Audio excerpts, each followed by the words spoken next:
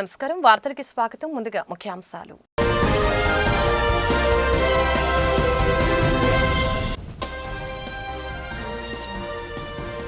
మాజీ intelligence chief PSR Anjaneyulu అరెస్టుపై రాష్ట్ర హోంశాఖ మంత్రి వంగలపూడి అనిత స్పందన. అరెస్టులు పారదర్శకంగా జరుగుతున్నాయన్న హోంమంత్రి. వైసీపీ హయాంలో హింస పరాకాష్ఠకు చేరిందని ఆగ్రహం.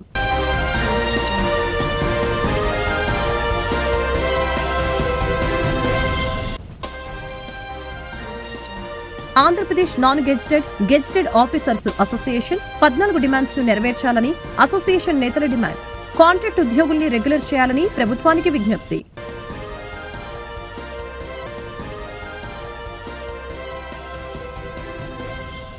మాజీ ఇంటెలిజెన్స్ చీఫ్ ఐపీఎస్ అధికారి పిఎస్ఆర్ ఆంజనేయులు అరెస్టుపై రాష్ట్ర హోంశాఖ మంత్రి వంగలపూడి అనిత స్పందించారు. గత ప్రభుత్వ హయాంలో కొందరు అధికారులు అప్పటి రాజకీయ నాయకులను, అప్పటి ముఖ్యమంత్రిని మెప్పించడం కోసం నిబంధనలకు విరుద్ధంగా పనిచేసి ఇప్పుడు ఇబ్బందులు ఎదుర్కొంటున్నారని ఆమె వ్యాఖ్యానించారు. కాదాంబరి జత్వాని అనే మహిళ ఇచ్చిన ఫిర్యాదు మేరకు జరిగిన విచారణలో లభించిన ఆధారాలతోనే చట్టం ప్రకారం ఆంజనేయుల్ని అరెస్టు చేశామని, ఇందులో ఎలాంటి కక్ష సాధింపు లేదని ఆమె స్పష్టం చేశారు. శబాష్ అనిపించుకోవటానికో లేకపోతే అప్పుడు ముఖ్యమంత్రి దగ్గర మార్కులు కొట్టేయటానికో కొంతమంది ఇలా పనిచేసి ఈరోజు ఇబ్బందులు తెచ్చుకునే పరిస్థితి ఉంది. మీకు తెలుసు శ్రీలక్ష్మి గారు, ఒక సీనియర్ ఐఏఎస్ ఆఫీసర్ శ్రీలక్ష్మి, ఎన్ని రోజులు ఆవిడ జైల్లో ఇబ్బందులు పడ్డారో మనందరికీ కూడా తెలుసు. అలాంటి సందర్భం మా గవర్నమెంట్లో పనిచేసిన ఏ ఐఏఎస్ ఆఫీసర్కైనా ఏ ఐపీఎస్ ఆఫీసర్కైనా అయిందా అండి? మళ్ళీ మేము కూడా చాలా సందర్భాల్లో ప్రతిపక్షంలో ఉన్నాము. ప్రతిపక్షంలో ఉండి మేము కేసులు పడ్డాము, మేము ఇబ్బందులు పడ్డాము తప్పించి ఏ అధికారి మా వాళ్ళు ఇబ్బందులు పడిన పరిస్థితి కనిపించలేదు. అది మేము డ్యామ్ షూర్గా చెప్పగలం. మరి మీ గవర్నమెంట్లో ఉన్న అఫీషియల్స్ ఎందుకు ఈరోజు బయటకు వచ్చి తప్పు చేశారని చెప్పి ప్రజల ముందు లేకపోతే చట్టం ముందు నిల్చోవాల్సిన అవసరం ఏమొచ్చింది, ఎందుకు వచ్చింది అన్నది మీరు ఆత్మావలోకనం చేసుకోవాలి. ఎందుకనంటే ఈరోజు మీరు చెప్పిన తప్పుడు పనులు చేయటం వల్ల ఈరోజు వాళ్ళు ఇబ్బందులు పడుతున్నారు. వాళ్ళు ఈరోజు అరెస్ట్ అయ్యే పరిస్థితి వచ్చింది. తీరా తప్పు చేయించి ఈరోజు వాళ్ళు ఇబ్బందులు పడే పరిస్థితి వచ్చినప్పుడు వాళ్ళకి మీరు కనీసం ఆ పక్కన వేరేగా మీరు సపోర్ట్ చేయడం అనేది పక్కన పెట్టండి. ఈరోజు వచ్చి మీరేమో వాళ్ళ తాలూకా సిన్సియారిటీని, వాళ్ళ తాలూకా క్యారెక్టర్ గురించి మీరు మాట్లాడుతూ ఉంటే మాకు కొంచెం ఇబ్బందిగా అనిపిస్తుంది. కొద్దిసేపటి క్రితం జగన్మోహన్ రెడ్డి గారి ఆధ్వర్యంలో పార్టీ మీటింగ్ జరిగింది. అక్కడ రాజకీయంగా ఇట్లాంటి కక్ష సాధింపులు ఎప్పుడూ చూడలేదు, చాలా ఆంధ్రప్రదేశ్లో చాలా అనైతికంగా పాలన జరుగుతుందని చెప్తున్నాం. అంటే ఆయన అక్కడ మాట్లాడారు కాబట్టి సరిపోయిందండి. కానీ అదే కనుక బయటకు వచ్చి మాట్లాడితే యావరేజ్ 100 మంది ఉన్న ప్లేస్లో ఆయన మాట్లాడితే 70 మంది లేచి నీ హయాంలో నాకు అన్యాయం జరిగింది అని చెప్పి లేచి నుంచని చెప్పే పరిస్థితి ఉంటుంది. ఆయన 4 గోడల మధ్యలో కూర్చొని వాళ్ళ కార్యకర్తల మధ్యలో కూర్చొని మాట్లాడితే కాదు, ఒక్కసారి ఆత్మావలోకనం చేసుకోమని చెప్పండి. డే ఫస్ట్ ప్రజావేదిక కూల్చిన దగ్గర నుంచి కూడా విధ్వంసం ఎలా స్టార్ట్ అయిందో ఒక్కసారి జగన్మోహన్ రెడ్డి గారికి బయటకు వస్తే ప్రజలు గుర్తు చేసే పరిస్థితి ఉంది. ప్రజావేదికను కూల్చిన దగ్గర నుంచి మొదలుపెట్టింది విధ్వంసం. ఎంతమంది రాజకీయ నాయకులు మా లీడర్స్ మీద ఎంతమంది మీద కేసులు పెట్టారండి. అచ్చెన్నాయుడు గారి దగ్గర నుంచి కొల్లు రవీంద్ర గారు, దూలిపాల్ నరేంద్ర గారు, దేవినేని ఉమా గారు, పట్టాభి గారు, మా పార్టీ ఆఫీస్ మీద దాడి, డీజీపీ ఆఫీస్ పక్కనున్న మా పార్టీ ఆఫీస్ మీద దాడి జరిగితే ఇదే జగన్మోహన్ రెడ్డి మా కార్యకర్తలకి బీపీ వచ్చిన కారణంగా వాళ్ళు దాడి చేశారు అన్నారే తప్పించి అది తప్పు అన్న పదం ఉపయోగించలే. ఇలాంటి వ్యక్తి ఈరోజు ఆ మాటలు మాట్లాడుతుంటే కొంచెం నాకైతే నవ్వు వస్తుంది. కానీ నేను ఒక పొజిషన్లో ఉండి మాట్లాడేటప్పుడు ప్రజలు కూడా అర్థమయ్యే రీతిగా మాట్లాడారు కాబట్టి చెప్తున్నాను. ఈరోజు ఎంతమందిని ఇబ్బంది పెట్టారండి. అంకబాబు గారని ఒక ప్రెస్ రిపోర్టర్, ఆయన ఏదో మాట్లాడారని అతని వయసును కూడా పక్కన పెట్టి అర్ధరాత్రి వచ్చి సిఐడి ఆఫీస్లో తీసుకెళ్ళిన పరిస్థితి కనిపించలేదా? ఒక లేడీ అమరావతి మహిళ, ఆవిడని కూడా తీసుకెళ్ళి, ఆవిడకి 60+ ఇయర్స్, ఆవిడని కూడా సిఐడి ఆఫీస్కి అర్ధరాత్రి పూట వచ్చి నోటీసులు ఇచ్చి తీసుకెళ్ళిన సందర్భం కనిపించలేదా? మా సోషల్ మీడియా యాక్టివిస్టులని సిఐడి అన్న పదాన్ని కంప్లీట్గా కేవలం తెలుగుదేశం పార్టీ వాళ్ళని వేధించడానికి మాత్రమే ఉపయోగించిన మనిషి జగన్మోహన్ రెడ్డి. ఈవెన్ మీకు అందరికీ తెలుసు ఆ సిచ్యువేషన్లో ఎలా అయిందో. ఒక సిఐడి ఆఫీసర్ నోటీస్ ఇవ్వాలి అని ఒక ఇంటికి వెళ్తే ట్యూబ్లైట్లు ఆపేసి, గోడలు దూకి, ఏ రూల్లోని లేదండి. నేను ఈరోజు హోమ్ మినిస్టర్గా పనిచేస్తున్నాను. ఏ రూల్లోని కూడా పోలీస్ ఆఫీసర్లు అలా వెళ్ళాలనేమీ లేదు. వాళ్ళు అక్కడ ఉన్న క్యాండిడేట్ని బేస్ చేసుకొని, అక్కడ ఇన్వెస్టిగేషన్ బేస్ చేసుకొని, అక్కడ కేసుని బేస్ చేసుకొని అక్కడ వాళ్ళు మూవ్ అవుతారు. అంతే తప్పించి వీళ్ళు ఏంటంటే ఒక నోటీస్ ఇవ్వడానికి అలాంటి సిచ్యువేషన్స్ కూడా క్రియేట్ చేయగలిగారు వీళ్ళు. ఈరోజు అటువంటి అధికారులందరూ కూడా ఇబ్బంది పడుతున్నారు. అడ్డగోలుగా ఆ రోజు సిచ్యువేషన్ని రాజకీయ నాయకులకో లేకపోతే అప్పటి ముఖ్యమంత్రికి, మాజీ ముఖ్యమంత్రి గారికో Andhra Pradesh non gazetted officers association 14 demands ని నెరవేర్చాలని ప్రభుత్వాన్ని డిమాండ్ చేస్తున్నామని రాష్ట్ర అధ్యక్షులు కేవీ శివారెడ్డి, ప్రధాన కార్యదర్శి విద్యాసాగర్లు అన్నారు. కాంట్రాక్ట్ ఉద్యోగుల్ని రెగ్యులర్ చేయాలని ప్రభుత్వాన్ని కోరారు. ఏ డిపార్ట్మెంట్ అటు గ్రామ సచివాలయంలో చూసినా, ఇటు మెడికల్ డిపార్ట్మెంట్ లో చూసినా, మిగిలిన ఏ డిపార్ట్మెంట్ లో చూసినా కూడా మనం రాత్రి 8-9 దాకా చేస్తున్నారు. శనివారం ఆదివారాలు కూడా జూమ్ మీటింగ్లు, వీడియో కాన్ఫరెన్స్లు, డేటా సర్వేలు, ఆరోగ్యం అధికారులు, ఇది ఒక్క ఉద్యోగులే కాదు, అధికారుల నుంచి ఉద్యోగుల నుంచి 4వ తరగతి ఉద్యోగుల దాకా తీవ్ర మనస్తాపాన్ని, తీవ్ర మానసిక ఒత్తిడిని ఎదుర్కొంటున్నారన్న విషయాన్ని రాష్ట్ర ప్రభుత్వం దృష్టికి తీసుకెళ్లవలసిందిగా ఈ రాష్ట్ర కార్యవర్గ సమావేశం అభిప్రాయపడిందని చెప్తున్నాం. అట్లాగే మెడికల్లో ఏఎన్ఎంస్ ఎవరైతే ఎంపీహెచ్ ఫీమేల్ మిగిలిన ఉద్యోగులు ఉన్నారో ఫీల్డ్ లో ఉంటారు, డెలివరీస్ లో ఉంటారు, వాళ్ళు సబ్ సెంటర్స్ లో ఉంటారు, వాళ్ళు మళ్ళీ హెడ్ క్వార్టర్స్ కి వచ్చి ఎఫ్ఆర్ఎస్ వేయాలి. వేయకపోతే షోకాజ్ నోటీసులు కొన్ని వేల మందికి ఇవాళ ఆంధ్రప్రదేశ్ లో ఇస్తున్నారు. ఎఫ్ఆర్ఎస్ మేము 4 గంటలకు మా డ్యూటీ అయిపోతే 9 దాకా పనిచేస్తున్నాం. 9 దాకా పనిచేసి 9కి మళ్ళీ వెనక్కి వచ్చి ఒక లేడీ ఆటో వేసుకుని ఇంకోటి వేసుకున్నాం వచ్చి మళ్ళీ ఎఫ్ఆర్ఎస్ వేసి ఇంటికి వెళ్ళే పరిస్థితి నుంచి తప్పించమని అడుగుతున్నాం. ఎవరైతే ఫీల్డ్ లెవెల్లో పనిచేస్తున్నారో మెడికల్ డిపార్ట్మెంట్ లో ఫీల్డ్ లెవెల్లో పనిచేసే ఏఎన్ఎంస్ కి, ఎంపీహెచ్ ఫీమేల్స్ కి ఫీల్డ్ లెవెల్ ఎగ్జామ్షన్ ఇవ్వమని చెప్పి రాష్ట్ర ప్రభుత్వాన్ని కోరుతున్నాం. పని ఒత్తిడి నుంచి తగ్గించమని మనం అడుగుతున్నాం. అలాగే గ్రామ సచివాలయ ఉద్యోగులకి రేషనలైజేషన్ చేస్తుంది ప్రభుత్వం. మరి వాళ్ళకి సంబంధించిన నోషనల్ ఇంక్రిమెంట్స్ ఏవైతే ఉన్నాయో 2 నోషనల్ గా ఫిక్స్ చేయాల్సిన అవసరం ఉంది. నోషనల్ గా వాటిని ఫిక్స్ చేయవలసిందిగా, అలాగే అందరికి ఏ ఒక్కరికి అందులో కొంతమందికి తప్పితే మిగిలిన కొన్ని వాళ్ళకి ప్రమోషన్ ఛానల్స్ లేవు. వాళ్ళు 30 ఏళ్ళైనా 40 ఏళ్ళైనా అక్కడే ఉండిపోవాల్సిన పరిస్థితి ఉంది. ప్రభుత్వం హామీ ఇచ్చింది, వారికి లైన్ డిపార్ట్మెంట్ లోను మిగతా డిపార్ట్మెంట్ లోను ప్రమోషన్ ఛానల్ కల్పిస్తాం, వారిని ఫేడర్ కేటగిరీలుగా ప్రకటిస్తామని చెప్పి రాష్ట్ర ప్రభుత్వం హామీ ఇచ్చింది. మొన్న రేషనలైజేషన్ అప్పుడు కూడా వివిధ మినిట్స్ ఆఫ్ ది మీటింగ్ లో కూడా రాష్ట్ర ప్రభుత్వం మినిట్స్ లో కూడా తెలియజేయడం జరిగింది. దానిని ఇంప్లిమెంట్ చేయాలని, నోషనల్ ఇంక్రిమెంట్స్ ని ఇవ్వాలని, దానితో పాటు ఈ డిమాండ్స్ మీద ఏదైతే ఉందో వాళ్ళకి ప్రమోషన్ ఛానల్ కూడా ఓలా, ఊబర్, ర్యాపిడ్ వంటి బడా కంపెనీల యాప్లను రద్దు చేయకపోతే రాష్ట్ర వ్యాప్త ఉద్యమం చేపడతామని సిపిఎం రాష్ట్ర కార్యవర్గ సభ్యులు సిహెచ్ బాబురావు, దోరేపూడి కాశీనాథ్ హెచ్చరించారు. కేంద్ర రాష్ట్ర ప్రభుత్వాలు బడా కంపెనీలకు లాభాలు చేకూరుస్తూ కార్మికులను రోడ్లపాలు చేస్తున్నారని మండిపడ్డారు. విదేశీ యాప్ల కారణంగా ఇవాళ ఆటో కార్మికుల కుటుంబాలు రోడ్ల పాలని, వాళ్ళకి కనీసం గతంలో 1000 రూపాయలు 200 రూపాయలు కూడా ఆదాయ పరిస్థితి లేదు. అందుకే ఆటో కార్మికులు వేలాది మంది రోడ్ల మీదకి వచ్చారు. అందుకే ఇప్పటికైనా సరే కేంద్ర రాష్ట్రంతో పునరాలోచించుకొని ప్రభుత్వాలు యాప్లు ఏర్పాటు చేసి ఆటో కార్మికుల్ని ఆదుకోవాలని చెప్పేసి ఈ సందర్భం తెలియజేస్తాం. తెలుగుదేశం కూటమి ప్రభుత్వం ఎన్నికల ముందు ఇవాళ 21వ నెంబర్ జీవో రద్దు చేస్తామని చెప్పన్నారు. దాని గురించి వాళ్ళు పట్టించుకునే పరిస్థితి లేదు. ఇవాళ సంక్షేమ బోర్డు ఏర్పాటు చేస్తామని చెప్పారు. దాని గురించి ఊచెత్తే ప్రసక్తి లేదు. ఇవాళ అందరికీ 15,000 రూపాయలు ఇస్తామని చెప్పన్నారు. ఎవరికి ఇవాళ సంవత్సరం అయింది తెలుగుదేశం కూటమి ప్రభుత్వం వచ్చింది. ఇవాళ మీరు ఆటో కార్మికులు మేలు చేస్తామని చెప్పారు. అధికారంలోకి వచ్చి మీరు ఏం చేస్తారని చెప్పని ఈ సందర్భంగా ప్రశ్న ఎప్పటికైనా సరే తెలుగుదేశం కూటమి ప్రభుత్వం ఆలోచించుకొని ఆటో కార్మికులకి న్యాయం చేయాలి. లేని పక్షంలో రాబోయే రోజుల్లో అన్ని ఆటో రంగాలు కలుపుకొని బంధువు కూడా పిలిపిస్తామని చెప్పినది ఈ సందర్భంగా తెలుగుదేశం కూటమి ప్రభుత్వాన్ని హెచ్చరిక చేస్తారు.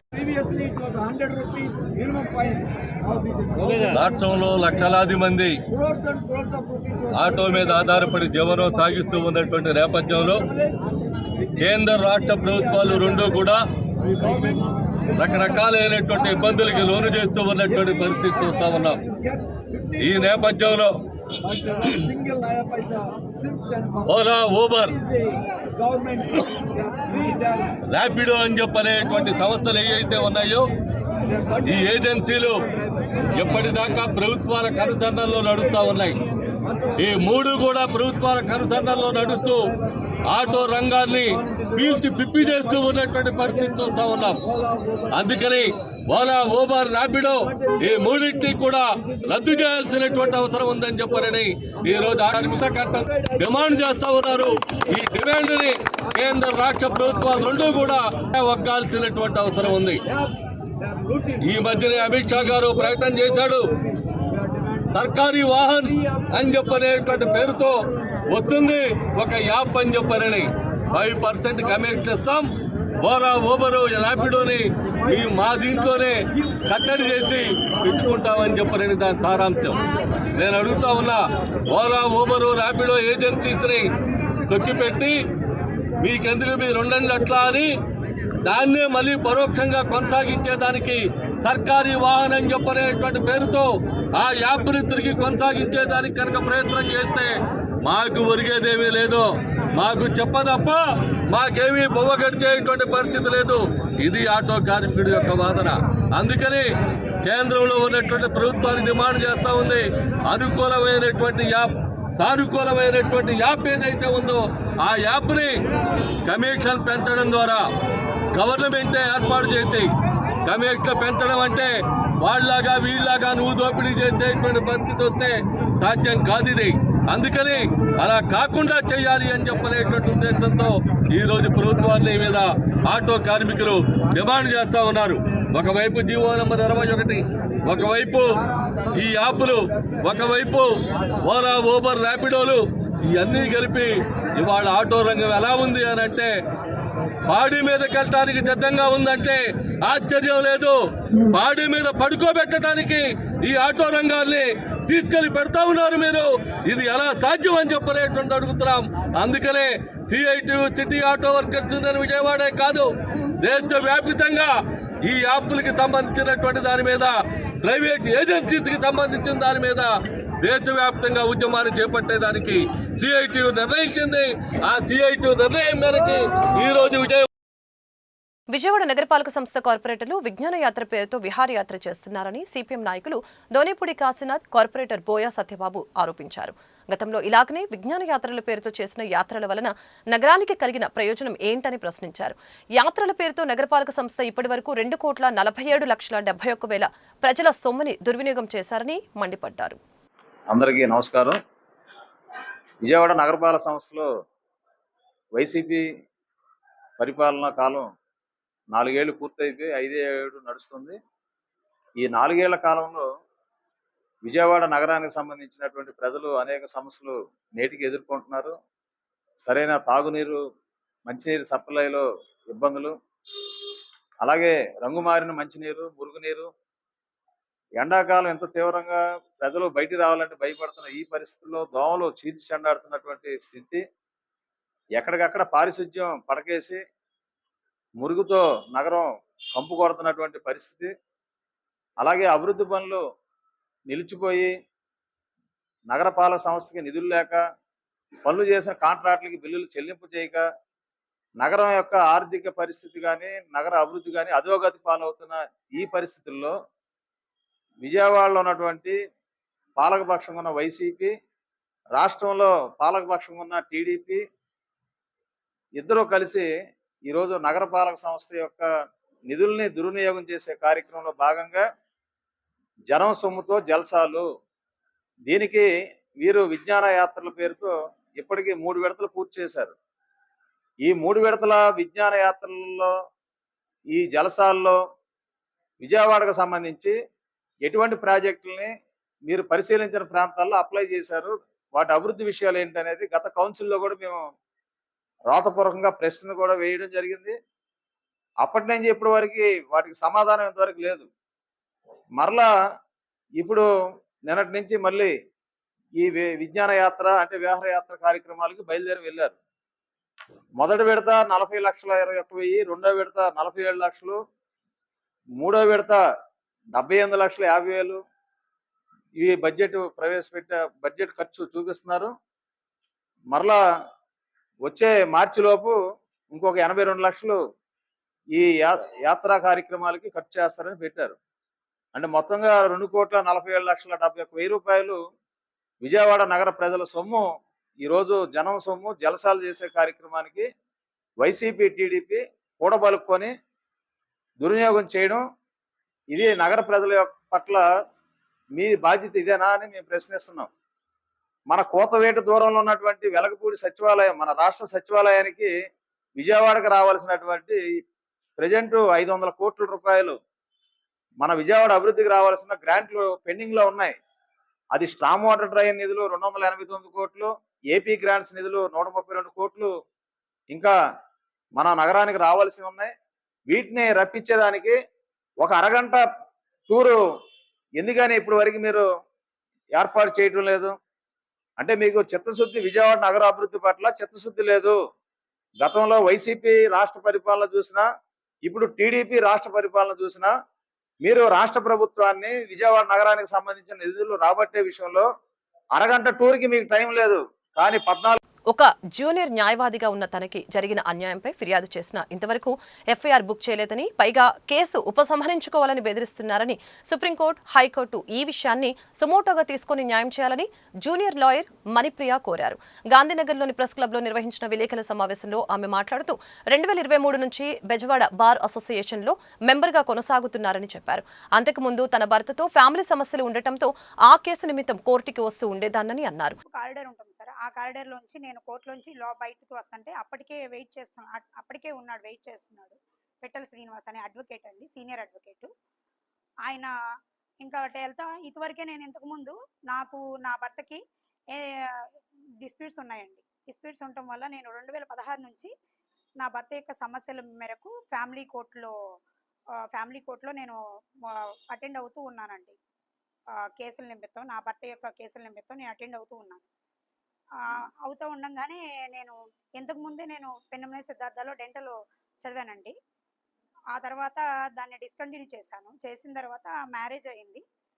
మ్యారేజ్ అయిన తర్వాత బాబు, మాకు ఫ్యామిలీలో డిస్ప్యూట్స్ అవ్వడం వల్ల నా చదువు నేను కొనసాగించలేకపోయాను. ఆ తర్వాత ఇలా 2016 నుంచి ఇలా కోర్టుకు వస్తూ నేను BA డిగ్రీ చేసి తర్వాత LLB మన సిద్ధార్థ కాలేజ్లో చదివానండి, కంప్లీట్ చేసుకున్నాను. ఆ తర్వాత మళ్ళీ మన ఏపీ బారులో అమరావతిలో ఎన్రోల్మెంట్ చేసుకున్నానండి నా నెంబర్ని. చేసుకున్నాను. ఇలా జరుగుతూ ఉన్నాయి. నా కేసుల నిమిత్తం నేను కోర్టుకి వస్తూ ఉండేదాన్ని. సో దీంట్లో కోర్టు నాలెడ్జ్ తెలుసుకుంటా ఉండేదాన్ని అనమాట. ప్రతిరోజు ఏదో ఒకటి నేర్చుకునేదాన్ని. సో ఆ విధంగా నేను లాయర్ అవ్వాలనే ఒక ఇదితో కంప్లీట్ చేసుకున్నానండి. అయితే ఇప్పుడు విషయం ఏంటంటే ఈరోజు 17వ తారీఖున, ఈ నెల 17వ తారీఖున ఈ పెట్టెల శ్రీనివాస్ అనే వ్యక్తి ఏం చేశారంటే, ఇలా నేను అటు వెళ్తూ ఉండగా ఇంతకు ముందే 2018లో తనకి నా కేసు గురించి సజెషన్ అడగడానికి వెళ్ళానండి ఆయన దగ్గరికి. ఆయన నా అడ్వకేట్ కాదు, అయినా సరే ఏంటమ్మా నీ సమస్య అని ఒక చాట నేను బాధపడుతూ ఉండగా ఏంటమ్మా అని అడిగితే ఆయనకి చెప్పాను. సరేనమ్మా అని అప్పుడు మంచిగానే అడ్వైజ్ ఇచ్చారండి. ఆ తర్వాత ఇంకా నా సమస్య తెలుసుకోవడం వల్ల తను నన్ను ప్రతిసారి చాలా వ్యంగ్యంగా మాట్లాడడం, చాలా అసభ్యంగా, చాలా చిన్న చూపుగా మాట్లాడుతూ ఉండేవాళ్ళు. సరేలేని నేను ఊరుకున్నాను. అడ్వకేట్ అయిన తర్వాత కూడా ఒక 1 year వరకు ఏమనలేదు. తర్వాత మళ్ళీ మొదలు పెట్టారు. ఇంకా ఏంటి ఇది, డివోర్స్ తీసేసుకో, మీ హస్బెండ్ డివోర్స్ తీసుకొని మ్యారేజ్ చేసుకోమ్మా, ఎందుకు అసలు అని అన్నారు సార్. ఒకసారి ఏమన్నారంటే ఇంకా నన్నే చేసుకో అని చెప్పేసి ఆయన నన్ను చాలా ఇబ్బంది పెట్టేవాళ్ళండి. చాలా చాలా మాటలు, అవి చెప్పలేను నేను యాజ్ ఎ లేడీగా. ఆ తర్వాత మొన్న జరిగిన ఇన్సిడెంట్లో ఆయన ఏంటంటే, అటు వస్తుంటే నేను కారిడార్ నుంచి వస్తుంటే ఇలా లాగి ఇలా చేయబట్టుకుని ఇట్లా లాగి ఈ భుజమే చేసి. కామ్రేడ్ లెనిన్ జయంతి కార్యక్రమాన్ని కొత్తపేట సిపిఐ కార్యాలయంలో నిర్వహించారు. ఈ కార్యక్రమంలో సిపిఐ రాష్ట్ర కార్యదర్శి రామకృష్ణ, ఏఐటియుసి రాష్ట్ర గౌరవ అధ్యక్షులు వెలుగురి రాధాకృష్ణమూర్తి, సిపిఐ నగర కార్యదర్శి కోట మాల్యాద్రులు పాల్గొని లెనిన్ విగ్రహానికి పూలమాలలు వేసి ఘనంగా నివాళులర్పించారు. ఈ సందర్భంగా వారు మీడియాతో మాట్లాడారు. ఈరోజు పిఐ లెనిన్ గారి 155వ జన్మదినోత్సవాన్ని జరుపుకుంటా ఉన్నాం.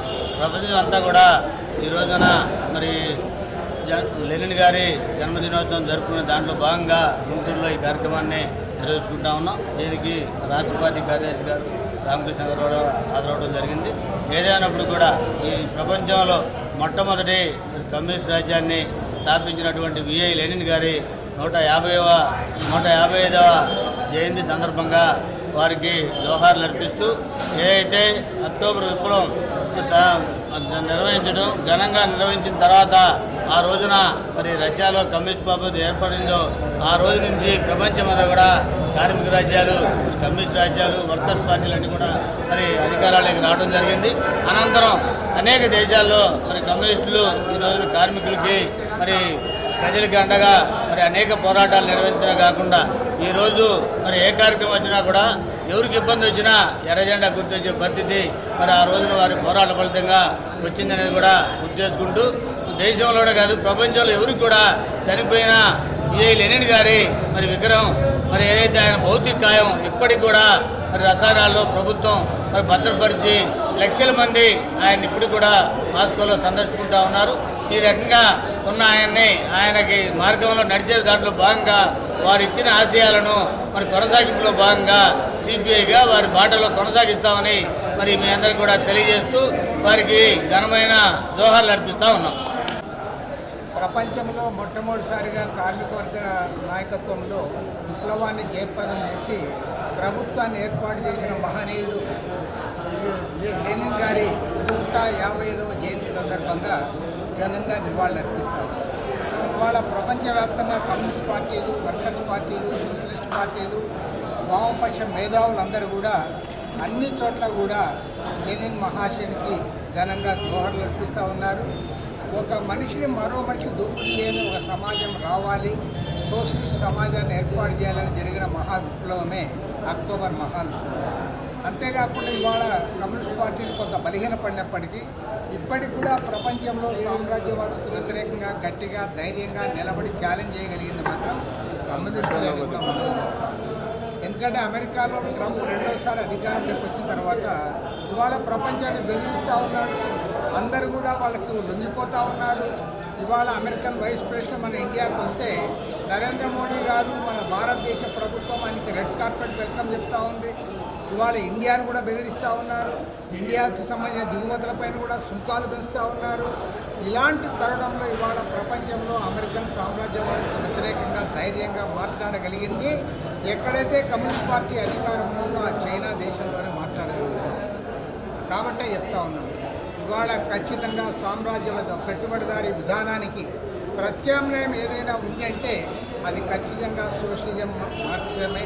కాబట్టి ఆ దిశగా ముందుకు సాగడానికి లెనిన్ గారి 155వ జయంతి సందర్భంగా వారికి ఘనంగా నివాళులర్పిస్తూ ఆ రకంగా ముందుకు సాగుతామని చెప్పి ప్రతిజ్ఞ చేస్తాం.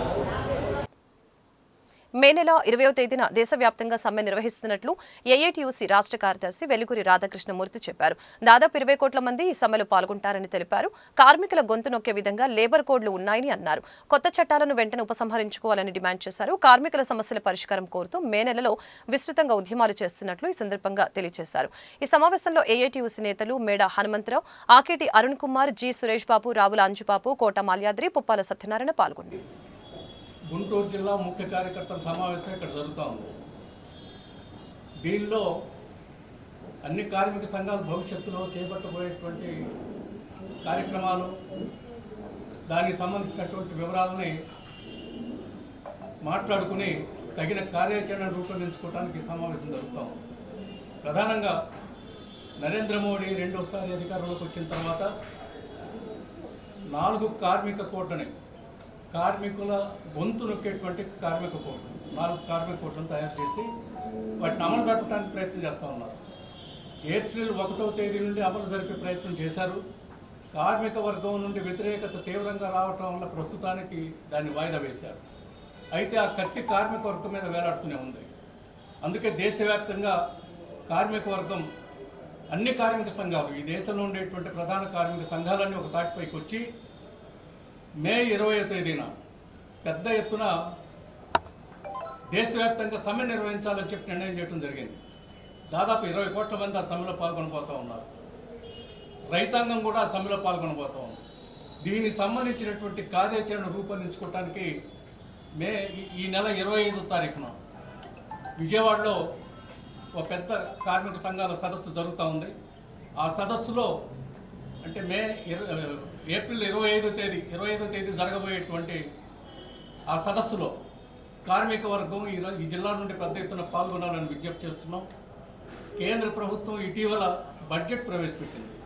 బడ్జెట్లో కేంద్ర ఆర్థిక మంత్రి మాట్లాడుతూ పెన్షన్ విషయానికి సంబంధించి పెన్షన్ని పెంచుతూ అది కేవలం బడ్జెట్ ప్రవేశపెట్టిన దగ్గర నుండి ఎవరైతే రిటైర్ అవుతారో వాళ్ళకి మాత్రమే వర్తిస్తుంది, అంత ముందున్నటువంటి వాళ్ళకి వర్తించదని చెప్పి ఒక మాట మాట్లాడారు. దాన్ని కార్మిక సంఘాలన్నీ వ్యతిరేకిస్తూ ఉన్నాయి. దాన్ని ఉపసంహరించుకోవాలని కోరుతా ఉన్నాయి. కార్మిక కోడ్లు మొత్తాన్ని ఉపసంహరించుకోవాలని కోరుతా ఉన్నాయి. అలాగే కనీస వేతనం ఇప్పటి వరకు 26,000 కనీస వేతనం ఉండాలని కార్మిక సంఘాలు డిమాండ్ చేస్తున్నాయి. పెరుగుతున్నటువంటి ధరలను దృష్టిలో పెట్టుకుంటే వార్తలు ముగించే ముందు ముఖ్యాంశాలు మరొకసారి.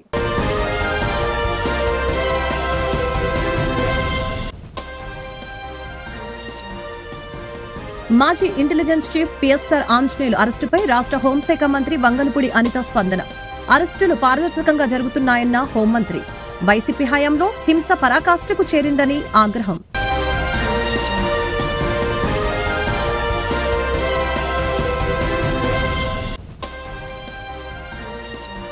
Andhra Pradesh non gazetted officers association 14 demands ను నెరవేర్చాలని అసోసియేషన్ నేతల డిమాండ్. కాంట్రాక్ట్ ఉద్యోగుల్ని రెగ్యులర్ చేయాలని ప్రభుత్వానికి విజ్ఞప్తి.